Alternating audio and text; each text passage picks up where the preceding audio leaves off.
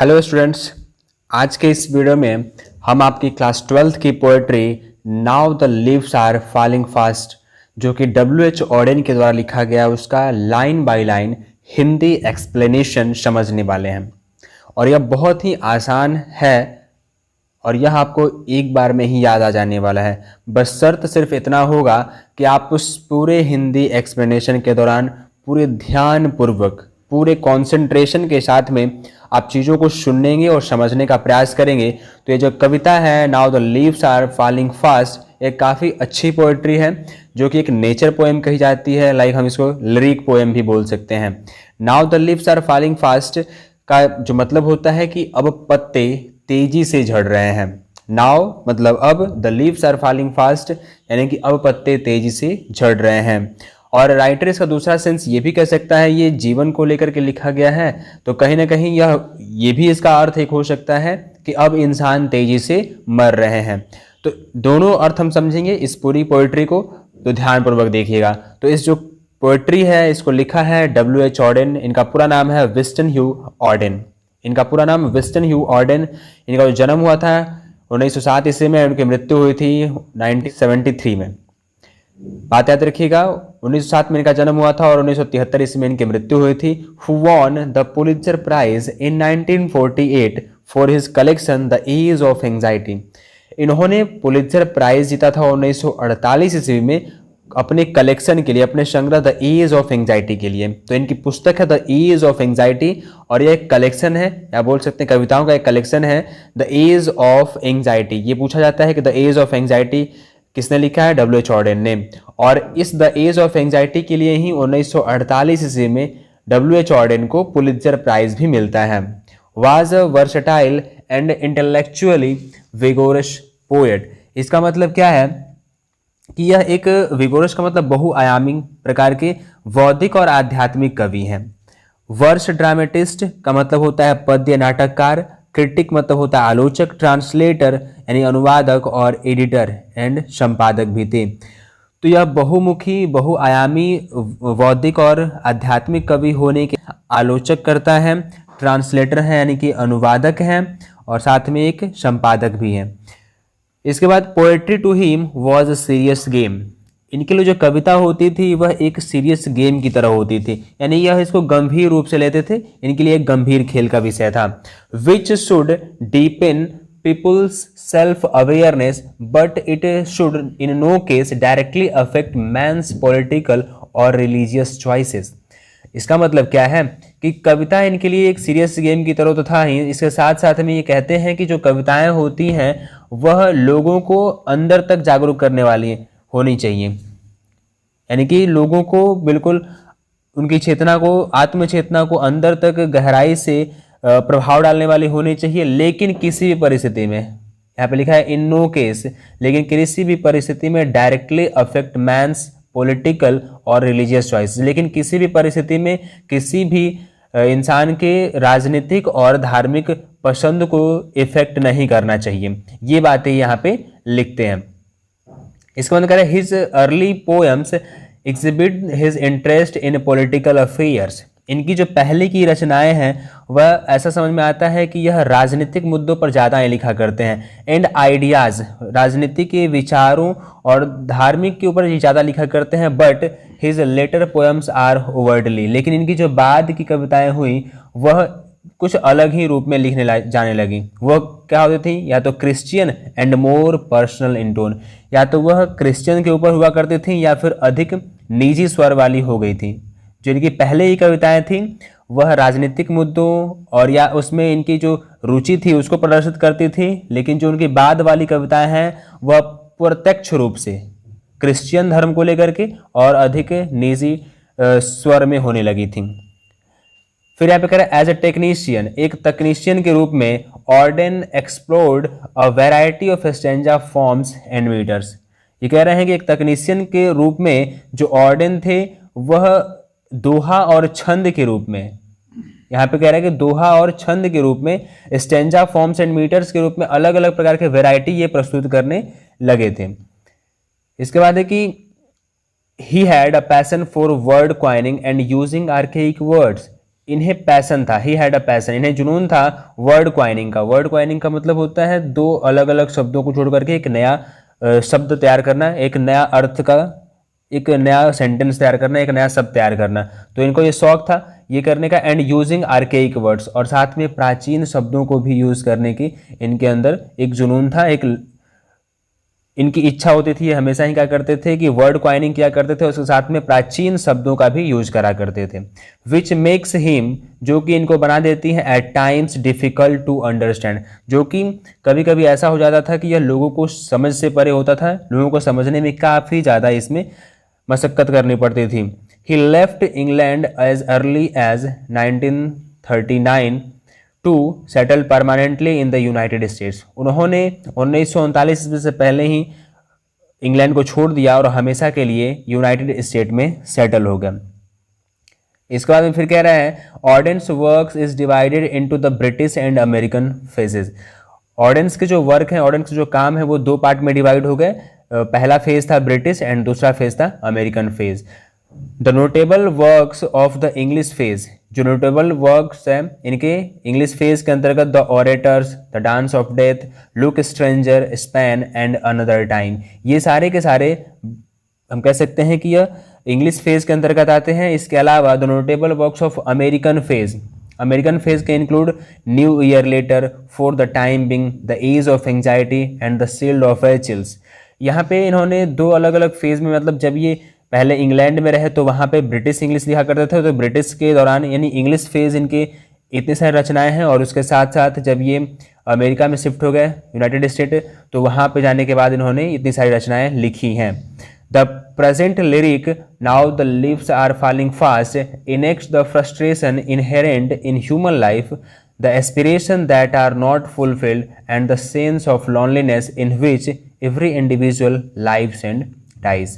कह रहे कि इस प्रस्तुत कविता में, जो प्रस्तुत लिरिक पोएम है now the leaves are falling fast, यह दर्शाती है, नेक्स्ट वर्णन करती है द फ्रस्ट्रेशन इनहेरेंट, जो इनहेरेंट इन ह्यूमन लाइफ, मनुष्यों के जीवन में जो निराशाएं मौजूद हैं, जो फ्रस्ट्रेशन है, एंड वे सभी एस्पिरेशन, वे सभी अभिलाषाएं, वे सभी इच्छाएं जो कभी पूरी नहीं होती हैं। और इसमें जो अकेलेपन का जो भाव होता है उसी में हर एक इंसान मरता है और जीता है। ये बात यहाँ पे लिखते हैं इस कविता में। मानव जीवन में जितनी निराशाएं मौजूद हैं, जितनी निराशाएं निहित हैं, और वो सभी इच्छाएं या अभिलाषाएं जो कभी पूरी नहीं होती हैं, और साथ में इसके लिए जो अकेलापन का जो भाव होता है उसमें हर एक इंसान जीता है और मरता है। तो ये पूरी बातें रहीं अबाउट राइटर W.H. ऑर्डन के बारे में। तो चलिए अब बढ़ते हम लोग अपनी कविता की तरफ, अपनी पोएट्री की तरफ। तो यहाँ पे जो राइटर है वो लाइन वो कुछ इस तरह से शुरू कर रहा है कि now the leaves are falling fast, nurses flower will not last, nurses to the graves are gone and the palms go rolling on. अब यहाँ पे नर्सेज फ्लावर, एक बात यहाँ पे लिखी गई है, जो वर्ड है नर्सेज फ्लावर का मतलब समझना होगा एक बार। यहाँ पे आप देखे होंगे जो लताएं होती हैं वो एक वृक्ष के सहारे ऊपर चढ़ती हैं। तो यहाँ पे आप समझ सकते हैं कि जो लताएं हैं मतलब वैसे फूल या फिर वैसे पौधे जो दूसरे पौधे की सहायता से बड़े होते हैं, तो उनको नर्सेस फ्लावर बोला जाता है। और जिनकी सहायता से वे बड़े होते हैं उनको नर्सेस बोला जाता है। यहाँ बात क्लियर होगी। नर्सेस फ्लावर उन फ्लावर को या फिर उन पौधों को कहा जा सकता है जो किसी दूसरी वृक्ष की सहायता से, दूसरे ट्रीज की सहायता से अपने आप को ग्रो करते हैं, और जो ग्रो करने में मदद कर रहे हैं उनको नर्सेस बोला गया है। तो यहाँ पे जो नर्सेस फ्लावर है यानी कि जिनके जो सपोर्ट लेकर के बड़े हो रहे हैं उनको नर्सेस फ्लावर, और नर्सेस हम उसे कह सकते हैं जो सपोर्ट को दे रहा है। तो यहाँ पे जो राइटर है वो ये लिख रहा है कि अब पत्ते तेजी से झड़ रहे हैं। मैंने स्टार्टिंग में एक बात कही थी कि now the leaves are falling fast के दो मतलब हो सकते हैं, दो मीनिंग हो सकते हैं, दो अर्थ हो सकते हैं। एक जो हमें समझ में आ रहा है डायरेक्टली, जो एक लिखा जा रहा है कि अब पत्ते तेजी से झड़ रहे हैं, तो कहीं ना कहीं ऑटम सीजन के बारे में बात यहाँ पे राइटर कर दे रहा है। लेकिन जो कवि कहते हैं कि कवि की जो थॉट होता है वो शायद ही बहुत सारे लोग समझ पाते हैं कि जहां न पहुंचे रवि वहां पहुंचे कवि, ऐसी बातें बोली जाती हैं। तो इस चीज को देखते हुए यहाँ पे दूसरा सेंस ये हो सकता है कि अब इंसान तेजी से मर रहे हैं। तो सबसे पहले तो हम इसमें जो जनरल मीनिंग है वो समझते हैं, जो सिर्फ राइट यहाँ पे वर्ड्स लिखे गए हैं उनके कॉम्बिनेशन से जो अर्थ बनते हैं पहले वो एक बार समझेंगे, इसके बाद जो इसका अलग मीनिंग है उसको भी देख लेंगे। तो यहाँ पे राइटर कह रहा है कि now the leaves are falling fast, यानी कि अब पत्ते तेजी से झड़ रहे हैं। Nurses flower will not last, यानी कि जो छोटे फूलों वाले पौधे को सहायता देने वाले हैं, जो छोटे फूल हैं वो भी अब नहीं बचे हैं।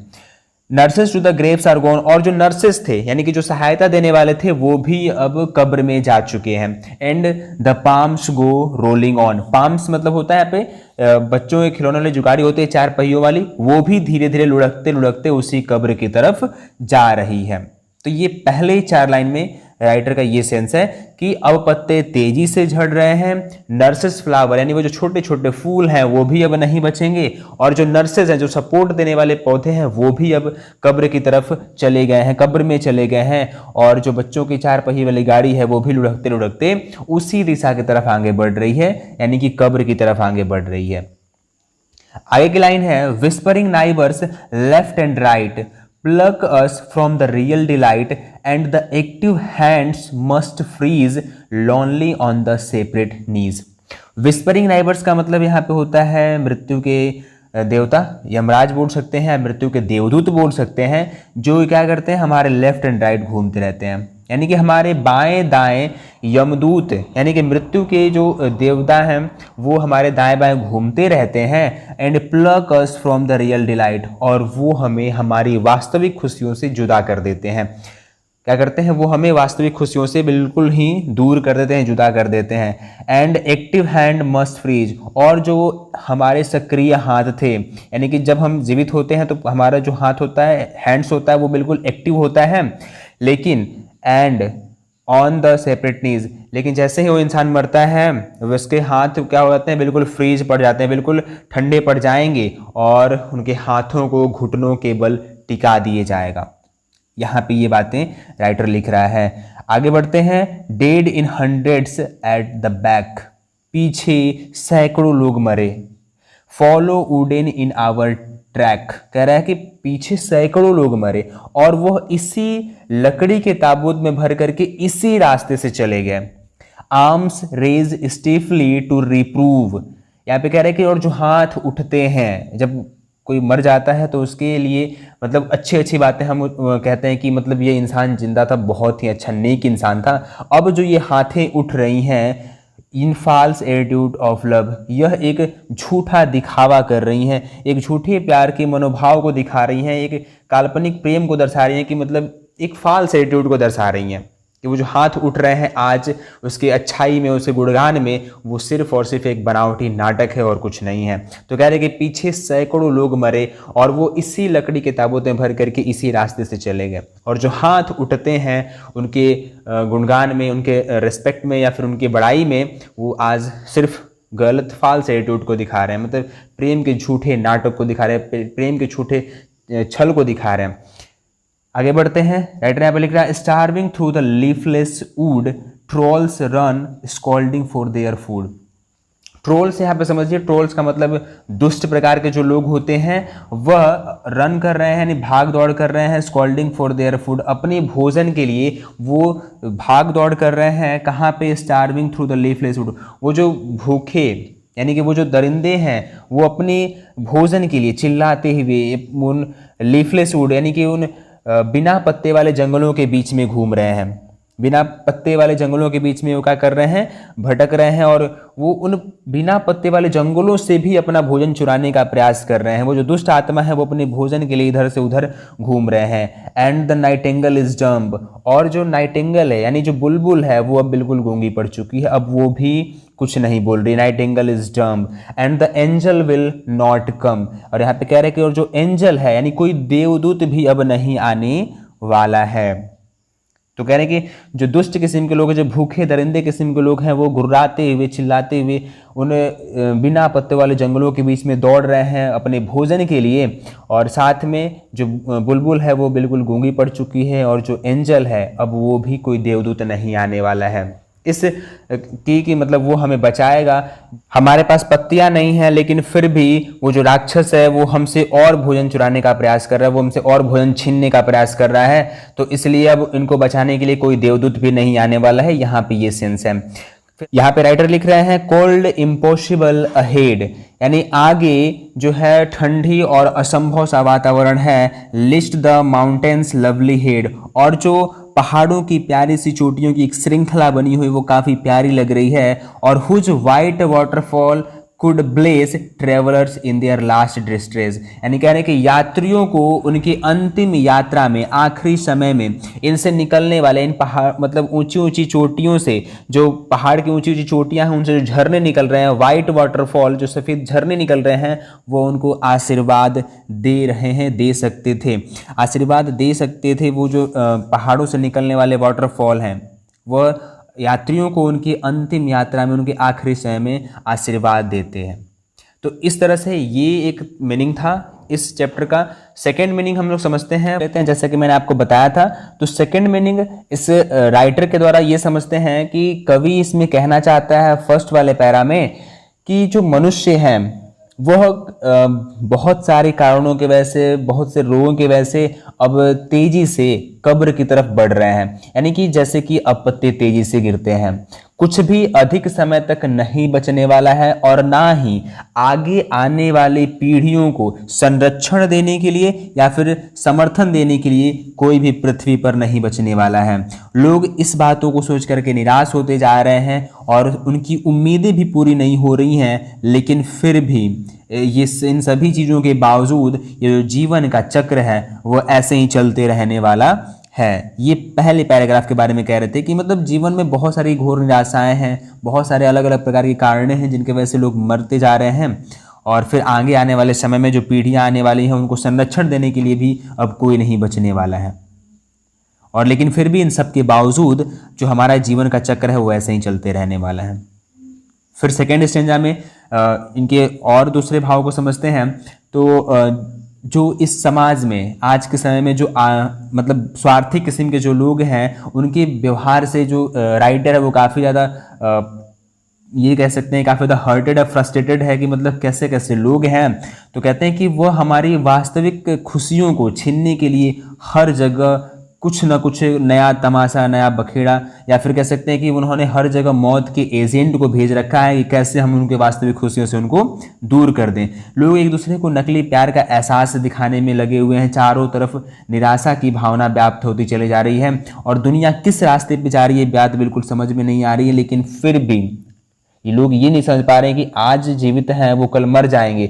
लोगों ने खुद को इन बातों के लिए सीमित कर लिया है और हर कोई इसी अकेलेपन में जूझ रहा है।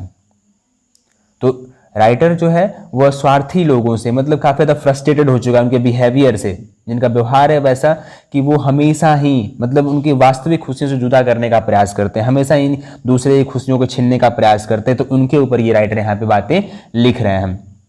तीसरे वाले पैरा में कहते हैं कि जो जीवन के पथ पे हम आगे बढ़ रहे हैं, जो हमारा जीवन चल रहा है, ये जीवन क्रम जो चल रहा है, इस रास्ते पर न जाने कितने सैकड़ों लोगों ने अपनी जान दे दी, अपनी जान को कुर्बान कर दिया, क्योंकि सभी लोग एक ना एक दिन मर जाएंगे। इस बात के साथ में तो सैकड़ों लोग मरते चले गए और जो भी लोग यहाँ से मरे वो खाली हाथ ही गए, कोई कुछ यहाँ से नहीं लेके जा पाया। और जो यहाँ के इंसान थे वो हमेशा ही जब जीवित होते हैं तो उनके साथ में कोई भी अलग तरह का व्यवहार नहीं दिखाते हैं, मतलब उनके साथ में बहुत ही रूड बर्ताव करते हैं। लेकिन जैसे ही वो मर जाते हैं उसके बाद फिर उनको दिखाते हैं कि हम उनसे बहुत ज़्यादा प्यार करते थे, हम उनके लिए बहुत सम्मान करते थे।